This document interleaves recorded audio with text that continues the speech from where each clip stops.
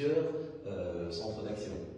Il va y avoir une bibliothèque centrale à Berlin, et puis il va y avoir une bibliothèque très spécialisée qui va se trouver à Francfort et qui est l'Institut de recherche sur la question juive.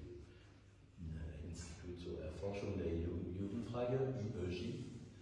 Donc l'Institut, on va l'appeler IEJ pour la suite, qui elle se crée à Francfort, et c'est pour alimenter cette bibliothèque-là en particulier que les nazis vont saisir la bibliothèque juive.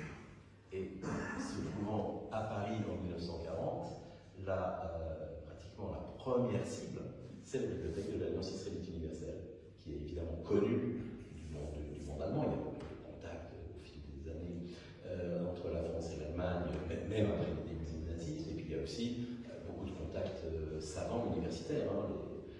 Les spécialistes allemands connaissent très bien l'existence de la bibliothèque de l'Alliance. Et donc, ils vont viser cette bibliothèque, et on a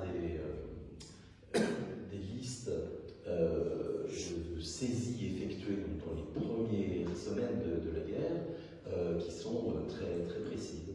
En fin août 1940, les troupes allemandes investissent donc le bâtiment de la rue La Bruyère, le bâtiment du siège social de l'Alliance, et vont vider près de 600 cartons.